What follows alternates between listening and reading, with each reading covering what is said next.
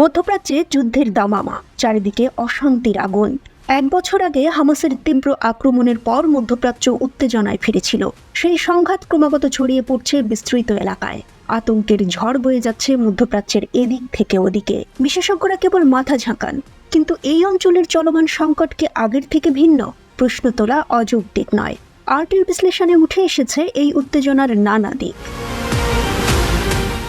এই যুদ্ধে যুক্তরাষ্ট্রের ভূমিকা কি তা বলার অপেক্ষা রাখে না। সর্বাত্মক সহযোগিতা করে আসছে ইসরায়েলকে, তবে হোয়াইট হাউসের নীতিতে কোনো সামঞ্জস্য নেই। কখনো চাইছে যুদ্ধবিরতি, কখনো বলছে ইসরায়েলের আত্মরক্ষার অধিকার আছে, কখনো পাঠাচ্ছে ত্রাণ, কখনো অস্ত্র। নতুন আগুন নিভানোর চেষ্টা চলছে। তবে আজকের মার্কিন প্রশাসনের কাছে মধ্যপ্রাচ্যে কোনো হাই প্রোফাইল ইভেন্টের প্রয়োজন নেই বলেই মনে হয়। উপসাগরীয় রাজতন্ত্র এবং ইরানের সাথে সম্পর্ক অস্থির, কিন্তু মার্কিন নীতির অন্তর্নিহিত দ্বন্দ্বের সমাধান অসম্ভব, কারণ এটি ইসরায়েলের সাথে জড়িত।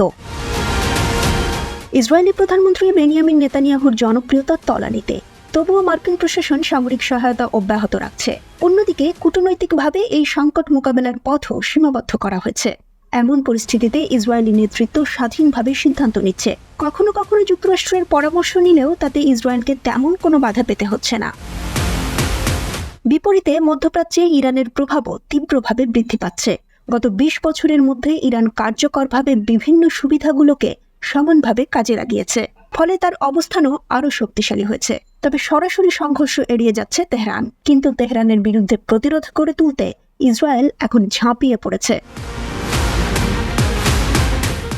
অঞ্চলটির অন্য শক্তিগুলো বিপজ্জনক অবস্থায় রয়েছে। তুরস্ক, আরব উপসাগরীয় রাষ্ট্রগুলো, বিশেষ করে মিশর এবং জর্ডান, সবাই তাদের ভবিষ্যৎ নিয়ে আতঙ্কিত। সংঘাতটি যেন একটি বিস্ফোরক হিসেবে জমাট বাঁধছে, কিন্তু কেউই সত্যিকার অর্থে যুদ্ধে যেতে চাইছে না। বহিরাগত শক্তিগুলোর উপস্থিতিও কম। মধ্যপ্রাচ্যে ইউরোপীয় ইউনিয়নের কার্যকরী ভূমিকা নেই। রাশিয়ার কূটনীতিও চলমান রয়েছে, তবে সেই প্রভাব সুদূর প্রসারী নয়। বর্তমান পরিস্থিতি সর্বাত্মক যুদ্ধের দ্বারপ্রান্তেই দাঁড়িয়ে আছে, তবে সব অংশগ্রহণকারী নিজেদের অবস্থান এবং স্বার্থ রক্ষা করতে চাইছে।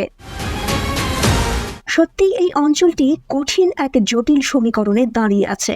কোনো খেলোয়াড়ই যুদ্ধের আগুনে পুড়তে চাইছে না, বরং একে অপরের সাথে সংলাপের আশায় অপেক্ষা করছে। সময়ের গতিতে আমাদের সামনে কি ঘটতে চলেছে তা অনুমান করা কঠিন, কিন্তু মধ্যপ্রাচ্যের এই উত্তেজনা যে এক বিস্ফোরণের পথেই হাঁটছে তা বলার অপেক্ষা রাখে না।